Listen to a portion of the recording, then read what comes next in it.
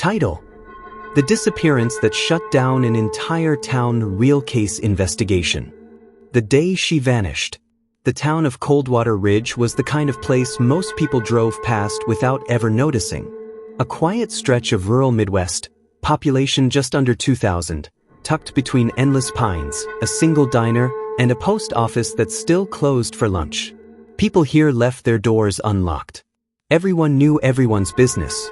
And nothing ever happened. Until July 14, 2019. It began with a heat wave, one of those thick, unmoving summer days where the air feels like warm syrup and the street seems to shimmer. The sky that afternoon was a pale, washed-out blue, almost white. People remember that clearly.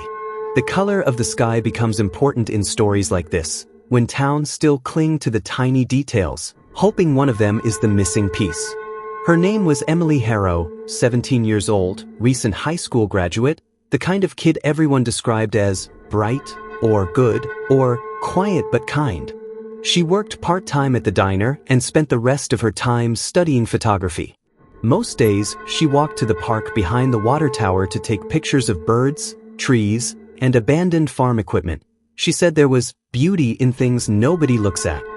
She walked that route almost every day. And on July 14th, she didn't come home. At first, nobody was worried. She was responsible. Not the type to get into trouble. Not the type to run away. Her mother assumed she stayed late with friends. Her father checked her room twice, pacing, stopping, pacing again. The sun dipped into orange. The cicadas started. Streetlights flickered on. By 10:17 p.m., her parents called the sheriff. Deputies drove around town checking the usual safe spots. The park, the old gas station, the school parking lot where teenagers sometimes hung out. Nothing. No signs of a struggle. No items left behind. No calls or texts from Emily's phone. It simply stopped transmitting at 4:32 p.m. near the old Reservoir Road. And that was the first strange detail. That road hadn't been used in almost a decade. It led to a dry reservoir, fenced off after the county declared it unstable. No one went there. No reason to go. No view worth photographing. The next morning, police came back with search dogs. The dogs followed her scent down the gravel path, through a clearing, and then, just before the chain-link fence with its faded, "Do not enter" sign, the scent stopped. Not faded. Not scattered. Stopped. As if she had simply stepped out of existence. The fence gate was still locked. No footprints on the other side. No torn clothing. No sign she ever crossed. Locals said maybe the dogs made a mistake. But dogs don't make that kind of mistake. By the third day, volunteers from nearby counties joined the search. By the fifth day, media crews arrived. By the seventh, the story changed from missing person to something else. Businesses closed. The diner taped her smiling photo to the window. Church bells rang at odd hours. People whispered in gas stations instead of speaking normally. And then the part that nobody outside the town ever seems to believe. Residents started hearing things. Not voices exactly, more like movement. In the woods. In the fields. Little snaps of branches. Footsteps that stopped when you stopped. The feeling of being watched even in broad daylight. Everyone described it the same way. Like something was there that hadn't been before. The town wasn't just frightened. The town was changed. The investigation deepens. By the second week, Coldwater Ridge no longer felt like the same town. People stopped sitting on porches. Children weren't allowed to ride bikes. Even the birds seemed quieter, as though the whole place was holding its breath. The sheriff's department established a command post inside the volunteer fire station. Maps covered the walls, search grids, topography, satellite prints. But they all circled back to the same spot, the old Reservoir Road. No one could explain why Emily had gone there, or how her phone signal ended at a place sealed to the public. The sheriff questioned her friends, her co-workers, even her teachers. The answers were always identical, rehearsed without meaning to be. She wasn't the type to do something reckless. But there was one detail her mother remembered, quietly, almost reluctantly. 2 weeks before she vanished, Emily had started walking home a different way, down a less-used trail that passed near the Reservoir Road. When asked why, she only said, "It's just quieter. I like it there." No one questioned it then. Now it felt like a warning no one had understood. The first break. On the 8th day, a deputy found something. A camera. A small, silver film camera, not digital, sitting upright in the grass near the fence. It wasn't damaged, not scratched, no dirt or weathering. It looked as though someone had placed it there gently. The sheriff recognized it immediately. Everyone in town did. It was Emily's. The same camera she carried everywhere. The same one she used to photograph abandoned things. But there was something wrong. Inside the camera, the film had already been removed. Someone had taken it out. Someone had handled it carefully. Someone was keeping whatever was on it. The sheriff ordered every pawn shop, post office, and hobby store within a 200-mile radius to watch for anyone developing film. No one ever brought it in. Footage no one can explain. With nothing left to go on, deputies canvassed the road again. This time, they noticed something odd about the telephone poles lining the reservoir path. New scratches. Deep, parallel scratches about 6 feet up. Too high for an animal. Too uneven for machinery. Like something had climbed. A search rescue operator noted that the scratches weren't there during the first sweep. They were fresh. That night, 2 deputies patrolled the area. At 1:43 a.m., their dash cam recorded something. The footage is grainy, low resolution, just darkness, trees, gravel. Nothing unusual at first. Then movement. Not a shape. Not a figure. More like distortion.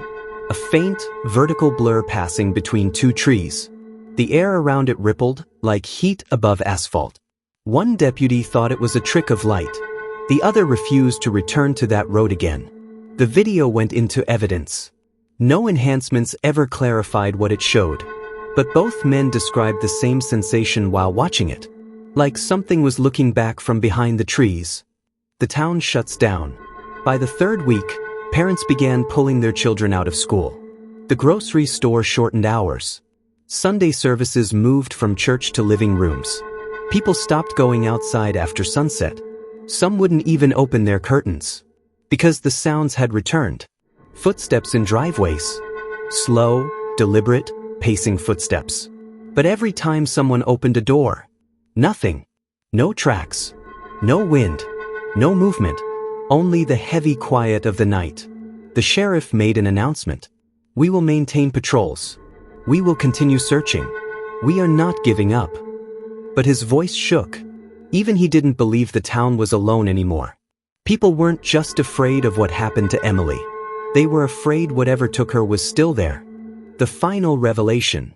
The official search was suspended on August 9th, 27 days after Emily vanished. No evidence.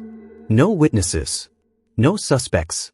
Just silence and those strange footsteps people tried not to talk about anymore. Coldwater Ridge felt abandoned, not by people, but by something familiar. The town became a place where even daylight seemed dimmer. Windows stayed shut. The air felt heavier. And the quiet was not just quiet, it was watchful.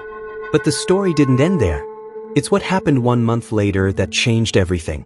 A package with no return address. On September 14th, a plain, brown padded envelope arrived at the post office. No return label. No postage stamp. Not even a town marking. It was simply there in the morning mail bin, as if placed by hand. It was addressed to Coldwater Ridge Sheriff's Department, Evidence Room. Inside was a roll of film. Hand wound. Old-style Kodak. Just like the missing roll from Emily's camera. The sheriff didn't send it to a lab. He didn't trust anyone outside the town.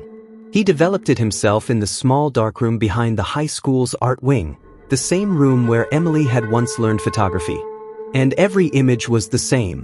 11 photographs. All identical. Each one showed the path leading to the reservoir fence. The same angle. The same composition. Grainy. Faintly blue-tinted, like taken near dusk. But there was something in the background. At first, it looked like a blur behind the trees. A stretch of faint color. But when the sheriff adjusted the contrast, a shape began to form.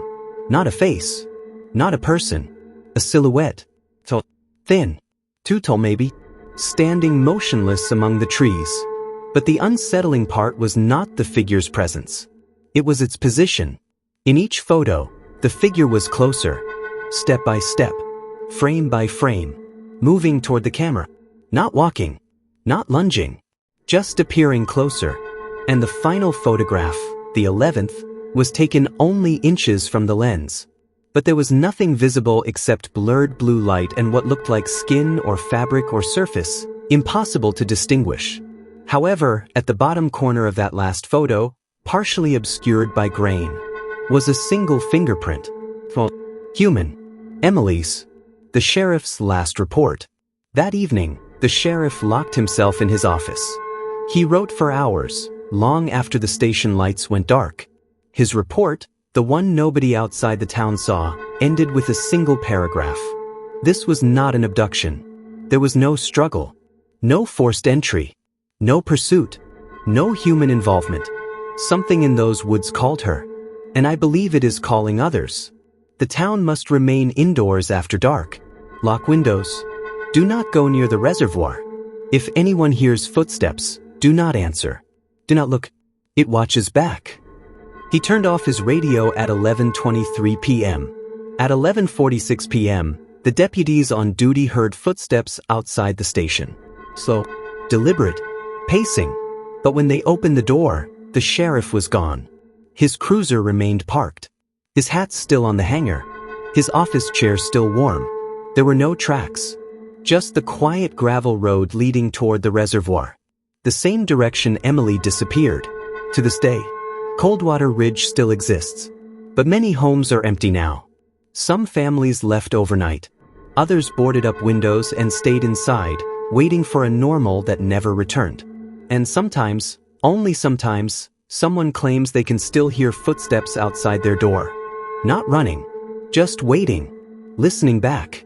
No one in town walks near the reservoir anymore. But the fence? The fence is open now, unlocked, as if someone or something came back. If you thought this story was terrifying, wait until you hear what happened in the next one. Subscribe before it drops.